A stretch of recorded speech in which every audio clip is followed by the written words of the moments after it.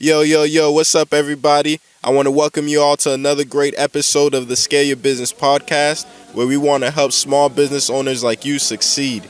I'm your host, Andrew Duperval.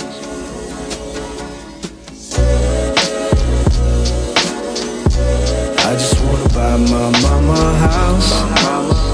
My mama a house. Thank you guys for tuning in today's episode. I have a lot in store for you all. And today I'm going to be giving y'all an update on how businesses are doing since the outbreak of COVID-19.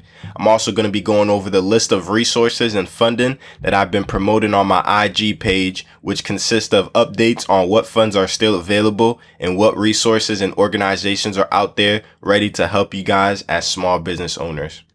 Now, first question, how exactly has COVID-19 and the shutdown been affecting businesses in the United States?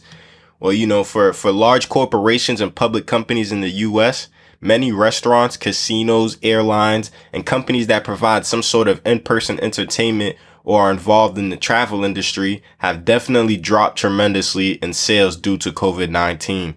Many businesses have already closed their corporate offices and headquarters and are enforcing staff to work remotely from home until further instructions from the state. And some states have already started opening back up and allowing non-essential businesses to open. I know for Massachusetts, we're currently in phase 2, and we're going to give it about 2 to 3 weeks before we open to phase 3. Most of the market, when we look at the stock market and public companies, most of the market has bounced back since the drop that we've seen for many of them. But the stock market, I want to let you guys know that it does not represent the economy or the financial health of the average American. The stock market, it definitely dropped March 16th. That was the lowest that it touched for most of the indexes. But for the most part, they all bounced back June 1st. So when we look at this market, we don't want to get confused and think that, okay, the economy's bounced back or the economy's doing well or things are getting better. It's actually the quite opposite. When it comes to the average American, the economy is actually doing pretty bad. The sentiment, the consumer sentiment is pretty low. But when you look at the stock market, when you look at investors, people who are winning, they're doing pretty good. They've already kind of realized most of their losses that they saw. So when we look at the S&P 500 on February 10th, it was at $3,400. By March 16th, it had already dropped down to $2,300. But by June 1st, it had already bounced right back up to $3,100. And for the Dow Jones, same thing. The Dow Jones in February 10th, it was at 29,500. By March 16th, it had already dropped back down to 19,000. But by June 1st, it had already went up to $27,000. Now for the NASDAQ, that was at $9,700 on February 10th.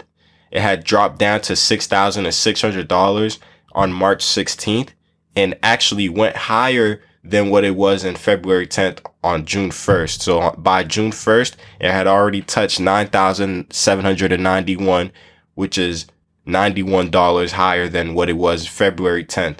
Now, for the most part, when you look at these indexes, February 10th was the highest peak before the whole shutdown. And when you look at March 16th, that was actually the lowest point that all the indexes touched after COVID-19 spread. But by June 1st, after a few months of, the government running around and trying to find resources and solutions and, trying to amend the crash and all that sort of stuff, most of the indexes have already realized most of their losses, right? So again, the stock market doesn't actually represent the actual economy or the financial health of the average American, but it's good to know that large companies are already bouncing back up, right? Now, when we look at the most impacted industries for these large corporations, retail, travel, and entertainment, restaurants, they've definitely been hit the hardest. When we look at brick and mortar stores, clothing, apparel stores, malls, all of that has definitely lost a lot of sales, especially since the government shut down and most of these brick and mortars were non-essential. So there weren't any customers or revenue coming in. And if those retail stores didn't have a strong e-commerce platform, then they definitely lost that revenue that they would have made for the month. Now, when we look at the travel industry, airlines, cruises, car rentals, Airbnb, even recreational parks and things of that nature, right? Things that people do and go travel for, or things that people do for leisure.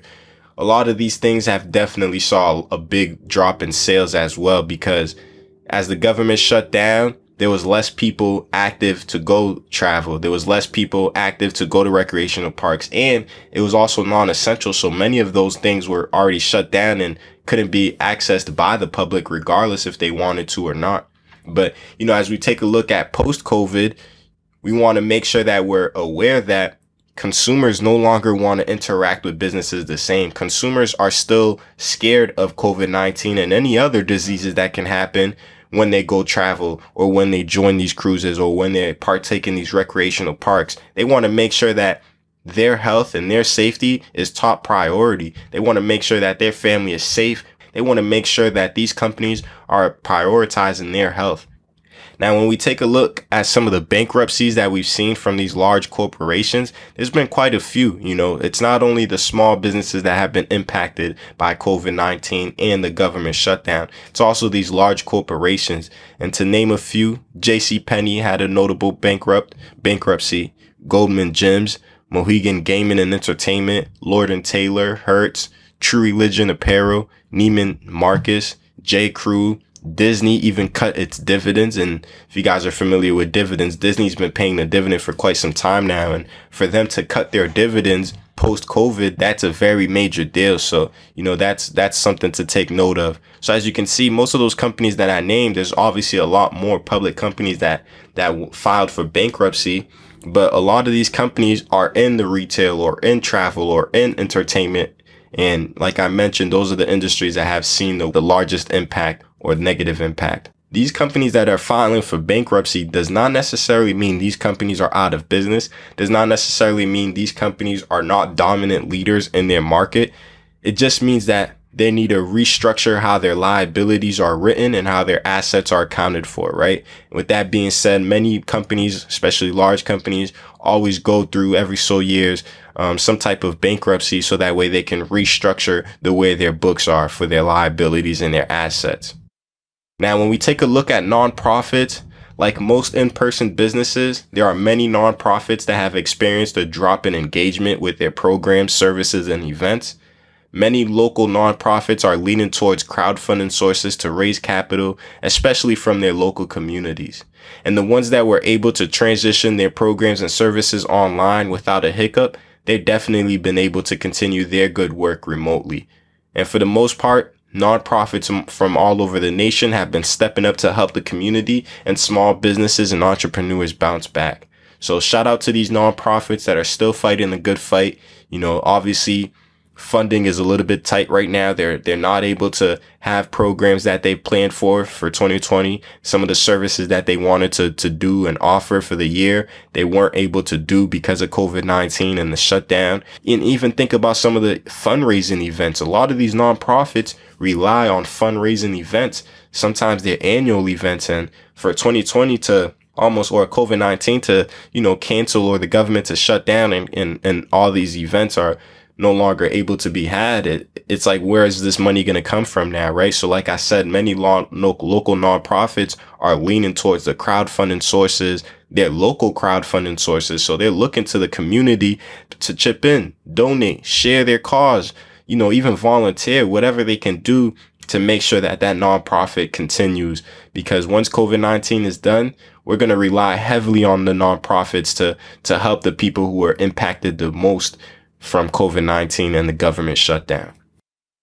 As far as startups, any entrepreneur willing to take the risk of starting a business, especially during times of recession, is most likely someone who has enough confidence in their own abilities and the startup itself, the idea that they're willing to launch, right?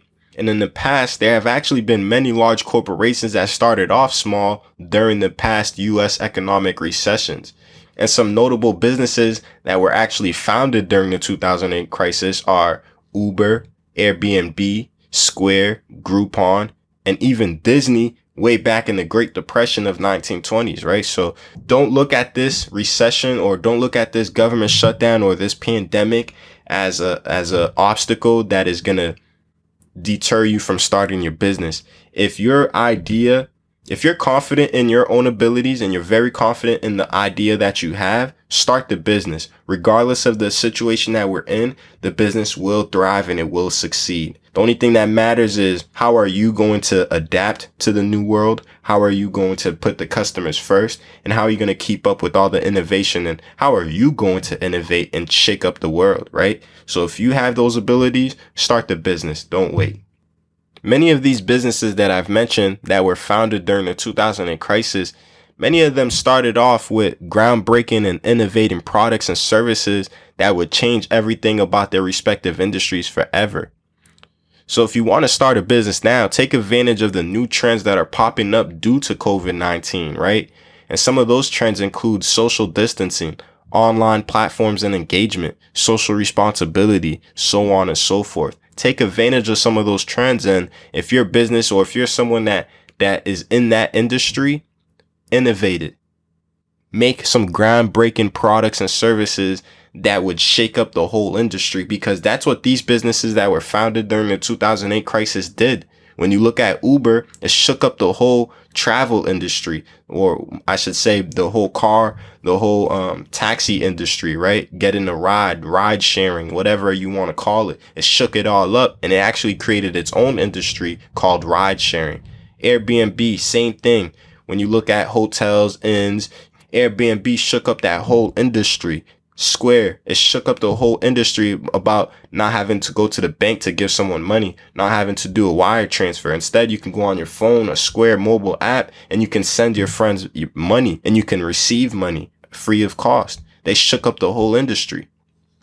Disney, same thing, shook up the whole industry. So if, again, you're confident in your own abilities, you're confident in your business idea, start it, but make sure you shake up your industry.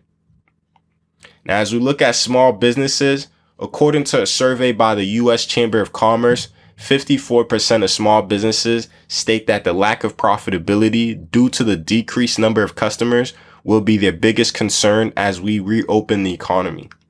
The second biggest concern for small businesses is protecting the health of their employees, which is at 36%. Other concerns include a resurgence of the outbreak forcing another shutdown, 34%, and challenges with implementing social distancing, 28%, or additional health requirements, 16%. Even with these concerns, 48% of small businesses said that they still feel comfortable with their cash flow. So that means 52% of businesses are not comfortable with their cash flow. And what is cash flow? Cash flow just means how much money you got coming in this month and how much money do you expect to go out this month, right? Obviously, as a business, you want more money coming in and less money coming out. So if you're uncomfortable with your cash flow, that must mean that more money is coming out than you have coming in. And you must be uncertain and uncomfortable with the projected cash flow or the projected cash coming in. You must have doubts that you're going to be getting cash coming in the next few months, especially since we have so much uncertainty on 1, COVID-19, 2, how long the government shutdown will last, 3, how the average American has been impacted financially due to the COVID-19 pandemic, and 4, how is the economy going to help and support these small businesses to make sure that consumers are comfortable enough to even enter these businesses. All of these things, these factors that are causing uncertainty for the business owner is making them feel very uncomfortable with their projected cash flow. Now, when we look at these Boston small businesses, the city with the third highest number of reported cases, they're not doing too well, right? They're definitely not doing better than the rest of the nation. And as of June 8th, we are now in phase 2 of 4 phases for reopening the city, which means that many establishments, including childcare facilities, hotels, outdoor recreation, historical spaces, have opened back up. But when we take a look at these Black-owned small businesses in Boston, we're going to see a lot higher numbers of bankruptcies and businesses that have shut down due to COVID-19. Many of these Black-owned businesses were already suffering before COVID-19 pandemic. So now with all of that into factor or in place, these Black-owned businesses are doing far worse than they were before. They're doing far worse than the other businesses that have been impacted by COVID-19. So there does need to be a highlight and a focus on helping these Black-owned small businesses in Boston before they're gone forever. Now, there was actually a survey done by the Black Economic Council of Massachusetts back in early March, which found that over 90% of their respondents were already facing a somewhat to severe financial impact. Over 60% only had cash reserves to last them up to 90 days, if at all, and over 40% would have to lay off staff in order to temporarily survive. Many of them have shut down due to them being deemed as non-essential, while others shut down because they stopped breaking even and couldn't afford the losses. And in the initial weeks, many businesses reported losses of up to 75% or more of their normal revenue, which grew to about 90% or more of their normal revenue by late April. 68% of these businesses had to temporarily close during the city shutdown. So Black businesses are suffering. Like I stated, even in the survey, we're seeing numbers. 90% of respondents were already facing somewhat to severe financial impact before COVID-19. So the executive director of the Black Economic Council of Massachusetts tweeted out literally an hour after the government announced to reopen the state. He tweeted, "Until the rates of infection and death go down dramatically in communities of color, and specifically Black communities, the state of Massachusetts must remain closed.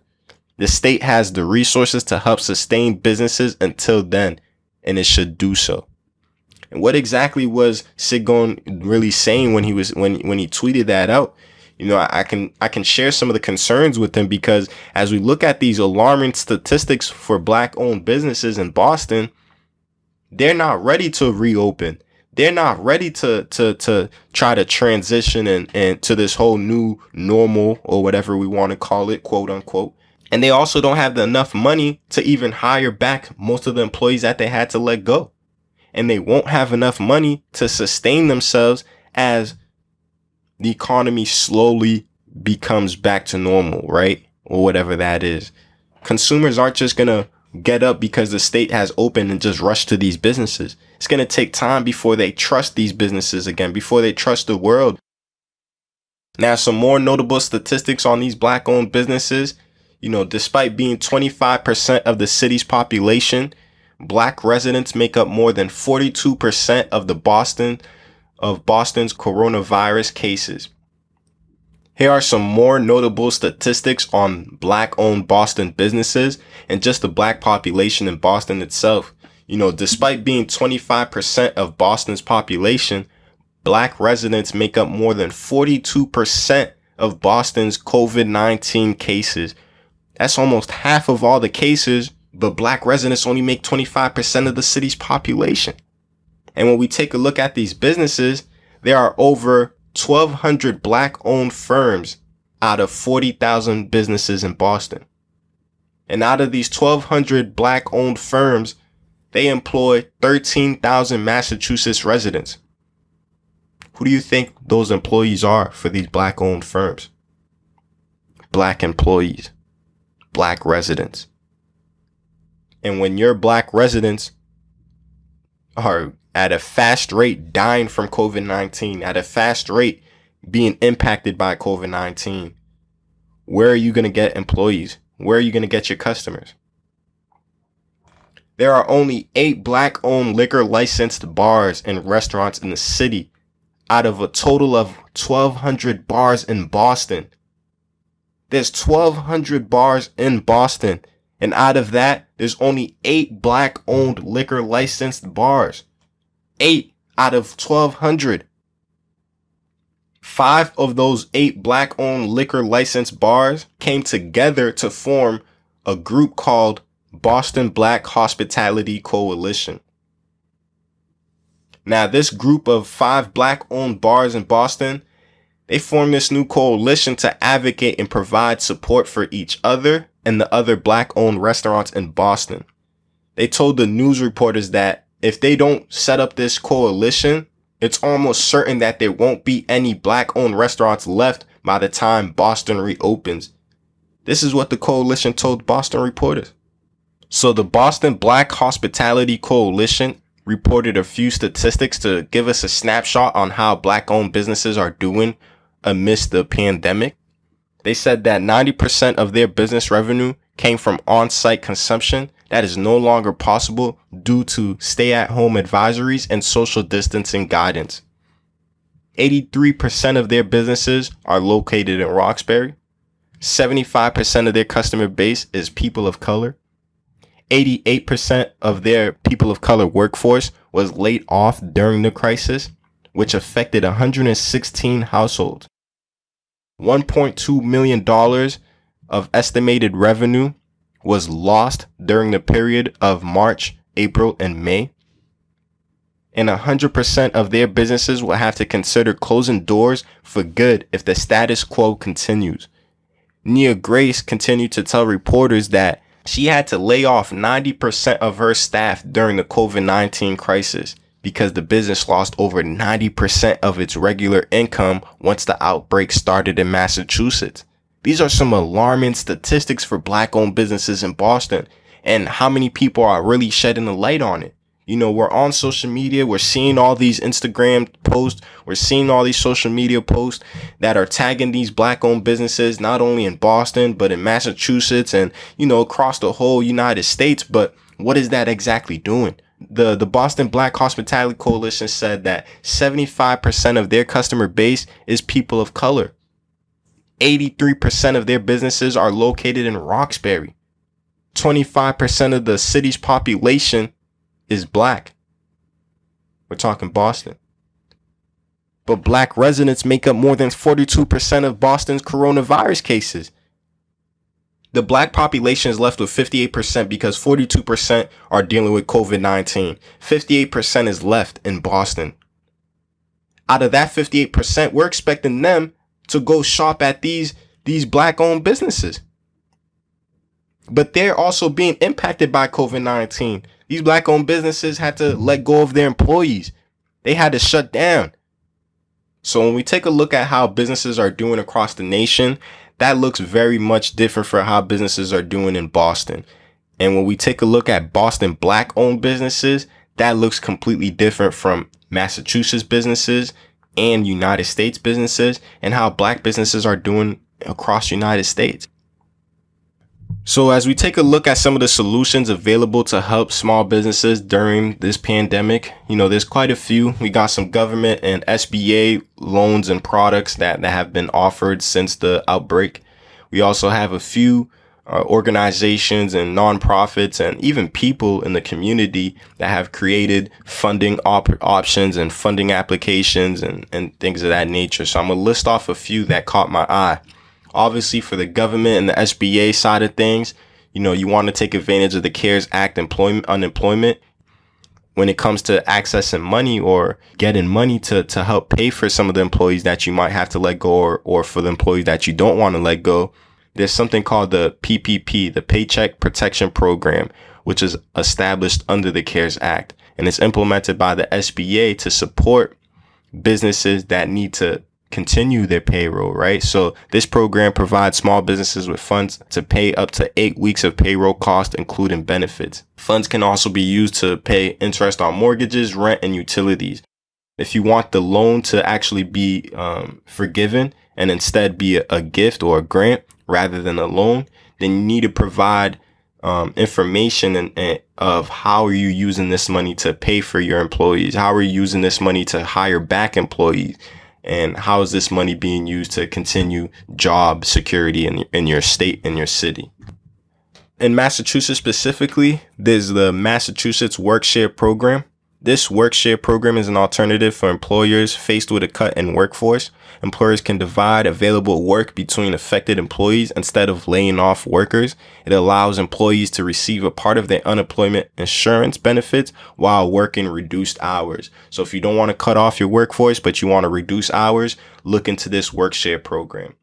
Now, also for business owners, take advantage of the IRS resources, right? The IRS is offering tax help for taxpayers, businesses, tax exempt organizations, and so on and so forth. They've made a lot of updates, so please go check out irs.gov to keep up with all the updates and, you know, some of the things that they're doing to help business owners amidst COVID-19.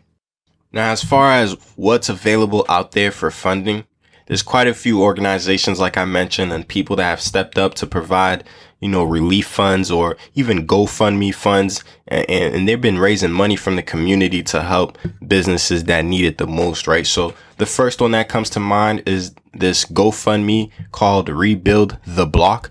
This is a Boston initiative or a Boston-led initiative. It's actually created by, I believe, two ladies who saw the need in their own communities, saw the need to help Black-owned businesses in Boston due to COVID-19 and due to the protesting.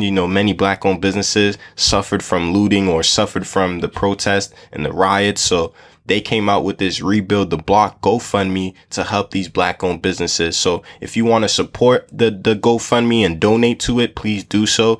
If you feel like you're a business that needs some of the money that's in this GoFundMe, reach out to them. They're accepting applications right now, and they're willing to work with you. So reach out to them if you're looking to get some money from them. There's also the GoFundMe Small Business Relief Fund, which is matching businesses that are able to raise $1,000 or more from crowdfunding. Check out their site to learn more.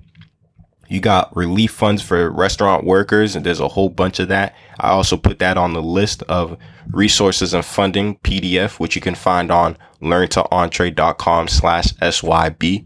And you can download that list for free, and it will have all the available funding applications, the link to apply to them, the link to contact the organizer. It also has links to the government programs, the PPP, the technical assistance, even the MGCC technical assistance organizations. I put that on that list as well. So check out that list, download it, and look at all the available funding applications. Now, as far as programs and organizations that are helping outside of providing funding, there are definitely quite a few. So take a look at that list that I mentioned before and look at some of those programs and resources that are out there to help you guys. I'm going to name a few just so you guys can get a good idea of what I mean. So there are plenty of businesses that have actually stepped up and have created special offers to help small businesses during COVID-19. A few to name: Shopify, GoDaddy, Square, HubSpot, Hootsuite, Google Meet. They've all created some type of special offer to provide you guys with resources and tools during COVID-19. So take advantage of those discounts. Some of them are offering free service. Some of them are offering discounted service, but there's plenty more. Please take advantage of that. There's also the COVID Relief Legal Coalition. This is a coalition of law firms, nonprofits, and governmental agencies in Massachusetts that have joined forces to help small businesses in the greater Boston area access emergency loans and other sources of relief. So take advantage of that free legal coalition. The U.S. Chamber of Greater Boston, they've definitely provided a lot of pro bono resources, and they've stepped up tremendously. They're offering pro bono services around small business strategy, sales, marketing, legal services, e-commerce, so on and so forth. So take advantage of those pro bono resources offered by the U.S. Chambers of Greater Boston. Now, with all these resources and organizations that I've mentioned, please make sure you download that PDF. This is only a snapshot of what that PDF consists of. That PDF is about 25 to 26 pages full of programs, products, services that are being offered to help small business owners, right? So again, go to learntoentrée.com/SYB to download that free PDF list of resources and funding to help small business owners post COVID-19. So for this last segment, I'm going to be talking about what businesses should be focused on and start doing to not only survive, but take advantage of and excel during the pandemic. Now, I broke it down into 5 different categories. The first category is take care of your employees. You don't know how much your employees have been impacted by COVID-19. Their job's been impacted, their family's been impacted, their mental has been impacted. So prioritize the health of your employees. Without them, there would be no business. And in most cases, your employees are the ones interacting with the customers on the front lines, offering the essential services. So protect them, Listen to their concerns and prioritize their health over your profits. And as the economy was forced to shut down due to the pandemic, many companies had to cut their overhead and operating expenses by letting go a few, if not a majority, of their employees, some temporarily while others permanently. So you got to make sure that your employees understand what their job security is. Will they be here 3 months from now, 4 months from now? Let them know what's going on with the business, the financial, the bottom line. Let them know how much security is in their job, because their life depends on that job in many cases. And when we're talking about your Black employees, you gotta check in with them. Check in individually with each of your Black employees and any other employee that identifies as Black or minority. The past couple of months has not been emotionally or mentally easy for Black Americans, especially as they continue to watch their fellow Americans die because of their melanin. Educate yourself on white supremacy, the flaws of the American system. Educate your white and non-Black employees. Raise and empower the voices of your Black employees, and be intentional about being a catalyst to and also being a part of the change.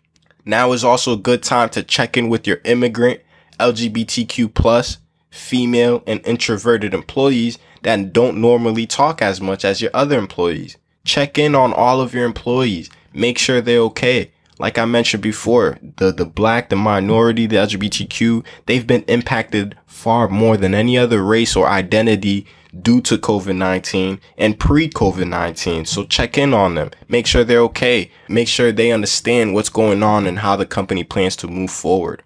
Now, the second category to focus on are your pandemic and emergency procedures. You need to start creating policies and procedures and even quality control checklists to help you with this pandemic, to help you with future emergencies, future pandemics. What are your procedures? Okay, boom, a pandemic is spreading, an outbreak has been, there's an outbreak now. What are you going to do with the company? How is the company going to react? For many businesses, this is the first time they've ever been in a scenario like this. Take as much notes as you can for how you reacted to it, how you could have done better after, how you could have reacted better to it, and some of the ways that you messed up. Take note of all that so that way you can improve the next time it happens, right? Write down these procedures. Like I mentioned before, the Small Business Development Center has many templates and guides in their Google Drive to help you with these policies, procedures, and reacting better to a future pandemic or emergency. Third category I want you guys to focus on is creating several strategies on explaining how you will reopen and bounce back. You got to be specific and you got to be intentional. You can't just reopen and hope things get back to normal. There is no new normal. So you need to create a strategy on how you're not only going to reopen, but how you're going to operate and boom post COVID-19. How are you what strategies do you have to continue to enforce social distancing? How are you going to be enforcing health and safety and prioritizing the health and safety of your customers and your employees? What is your strategy to do so? And as we take a look at these businesses that had to shut down because they only offered physical in-person services and products, how are you going to create a strategy, an online strategy to build a strong online presence so that if another city shutdown happens, you have a strong online presence that is bringing in money and you're not losing anything because your customers are already used to your online presence, right? Now, the fourth category I want you guys to focus on is social media. Social media is very big for this online presence that I'm talking about. How are you building a strategy to make sure that you're communicating properly to your existing customers? You got to continue to keep up with the communication with your existing customers. As new updates arise for your company, as new updates arise because of COVID-19, communicate all these updates to your customer. Let them know what's the best way to reach you. Let them know what's the best way to interact with your company. Let them know what's the best way to purchase from your company and support your company. Let them know what you're going through. Let them know how they can help. Your customers are their family, right? Especially your loyal ones. So make sure you're in constant communication with your loyal customers and you don't lose that relationship. New customers. How are you going to get new customers? Social media is a big help in that, especially with the city shutdown. You can't rely on people just walking in the community that see a sign or see your sign and just walk into your business. You can't rely on that no more. So what is your system? What is your funnel to get new customers? How are you getting referrals? How are you getting local customers? Are you putting ads? Where are these ads being put? Use social media to help you with those things. And the last category I want you guys to focus on is digitizing your business, right? It's very key as we talk about this whole online presence, as we talk about, some of the trends that we're noticing post COVID-19. Businesses can't survive without digitizing their business online, right? So what does that mean? It means have systems and processes and procedures in place for how you can run your business strictly online. Doesn't mean that your whole business is running online. It just means that if for whatever reason your in-person physical business needs to slow down or needs to get shut down because of another pandemic or whatever, you still have a whole online business or side of your business that is operating online and it hasn't been affected. And in fact, it should actually improve, or it should be, you should start to see more numbers due to the fact that now your in-person business isn't operating as well. So your online should start to reflect higher numbers due to that, right? So you got to create the systems and the processes in order to have a healthy online business. You got to create it. Same with your website, your online platform. What is that platform that you're using to not only drive customers or get customers, get leads, convert the sale, but also provide the product and provide the service? How are you doing that online? So, for small business owners, try your best to take a look at all these trends that are popping up due to COVID-19, due to also the Black Lives Matters movement. That's always been there, but with that now being more in the forefront, people are starting to realize they need to step up in their businesses. They need to make sure their businesses are not another example of white supremacy. That's just another issue that we're dealing with as small business owners. And then we're also dealing with the fact that people are quickly transitioning online. Everything is becoming online. So if you're not keeping up and innovating, especially in your own industry, you will fall behind. So that's pretty much it. I want to thank you guys for tuning in today's episode. I know there was quite a lot. Key takeaways is number one, public companies, large corporations does not reflect the economy. So because you see these large corporations or businesses, or even if you see the government talking about how, the stock market's bounce back up, hedge funds and funds have realized most of their losses since the outbreak. Don't listen to that. That does not represent the financial health of the average American, right? And it doesn't represent the financial health of small businesses and the average business owner. The other key takeaway, if you are a startup and you have an idea and you're confident in your abilities, you're confident in that idea, launch it, start it. Because there were so many notable businesses that were founded during the 2008 crisis. Uber, Airbnb, Square. Make sure you are confident and make sure that your product is innovative, groundbreaking, and will shake up the whole industry.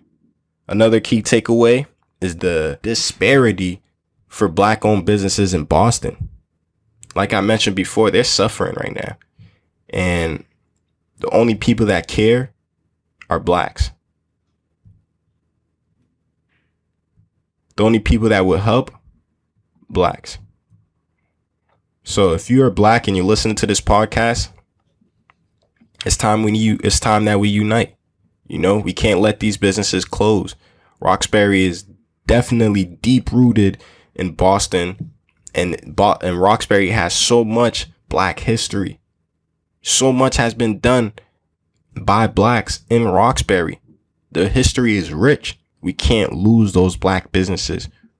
So we got to support them. We got to help them improve. If you don't like their products, their services, tell them why. Give them feedback. Help them improve. Don't say they suck and never shop from them. Help them improve, because these Black-owned businesses in Boston are the ones hiring Blacks. The Blacks that are not hired by whites in these large firms, for whatever reason, they're hired by these Black-owned businesses. Well, that's it for today's episode. I want to thank you guys for listening to the whole episode. And remember, if you want to support us, please share it to another business owner, subscribe, and leave a comment. Give me some feedback on how I can improve. Also, if you're a business that wants to be on the podcast, reach out to me. Or if you know any other businesses that I should have on the podcast, let me know. Also, don't forget to download the minutes to this podcast on the website. And you can also, on that same link, you can also find the list of funding and resources that I was going over a little earlier. You can find that full list on that website as well. So log on to www.learntoentrée.com/SYB and you'll find the minutes for today's episode. And you'll also find the list, the PDF list of resources and funding that I went over briefly in today's episode. But again, thank you guys for tuning in. I hope you guys have a great one. Peace. I just wanna buy my mama a